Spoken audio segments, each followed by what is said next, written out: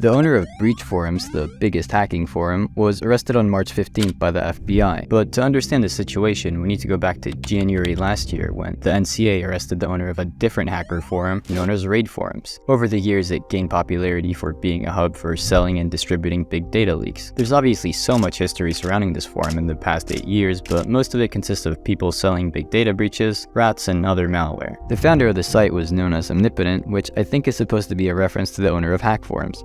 Omniscient. Anyway, Omni started RaidForums back in 2015, originally as a rating site. If you didn't know, RaidForums was started as a forum for any kind of rating, whether it was Twitch rating or SWAT team rating. Okay, I lied about that part. It was only for Twitch rating. This wasn't the normal kind of Twitch rating you're familiar with either, as these people would basically enter a streamer's chat by the masses just to spam and harass them until the trolls got a reaction they were satisfied with. Fast forward to 2022 and RaidForums has become the go-to place for the English-speaking hacker community to do their business. Big leaks from companies like Facebook, LinkedIn, Ledger, and T-Mobile had brought a lot of attention to the site. T-Mobile was negotiating a deal with hackers who had stolen customer information on about 40 million Americans. They ended up paying the hackers around 200 grand for the database and for the information to be deleted after the sale. Now, this is the single dumbest thing they could have done, and I'll tell you why. This list was basically like a gold mine for SIM swappers, and the pure value of the data far exceeded the 200 grand. Now, I'm not saying that T-Mobile should have paid them more, rather that paying them to get rid of what was basically the biggest data breach the website had ever seen was not going to work out. The FBI doesn't like this, as the breaches were causing SIM swaps and other cybercrimes to skyrocket, and 2021 was the biggest year for cybercrime by far. On January 30th, 2022, the forum went offline and didn't come back up until almost 12 days later. The staff had no idea what had happened, and the owner of the site was nowhere to be found. Everyone suspected the worst, and one of the admins of the site, Jaw, comes out with a statement shortly after. The RaidForums.com domain has been seized. I encourage anybody that attempted logging in to change your passwords and clear any logs you have. The new domain will be our f.to for anybody interested in staying.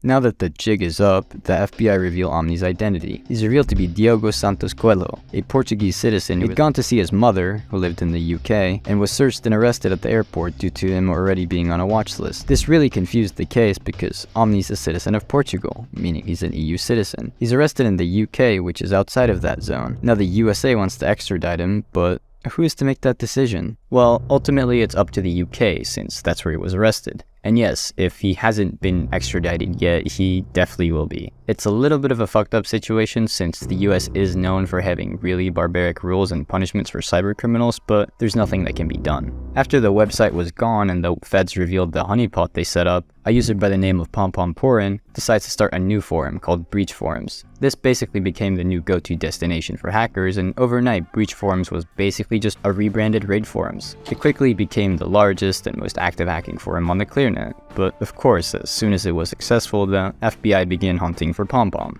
But Pom didn't really care, as he already had beef with the FBI. In November 2021, Pom had managed to find an exploit while looking at the FBI law enforcement portal, which allowed him to send emails from an email associated with the FBI domain. He quickly sent a couple of troll emails and reported the incident. Here's one of them that was sent to Krebs Security. Hi, it's Pompompurin. Check headers of this email, it's actually coming from FBI's server. I am contacting you today because we located a botnet being hosted on your forehead. Please take immediate action, thanks.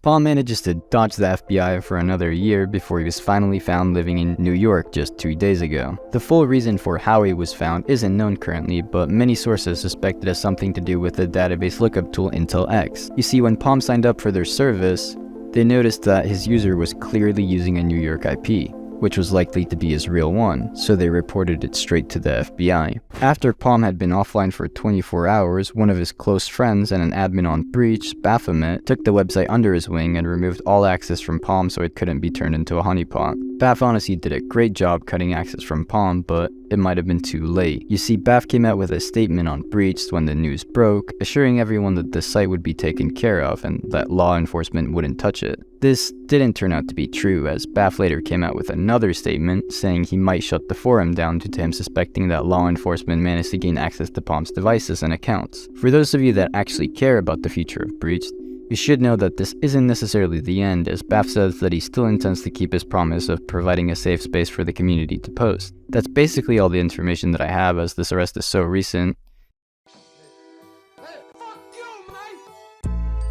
Yeah, yeah.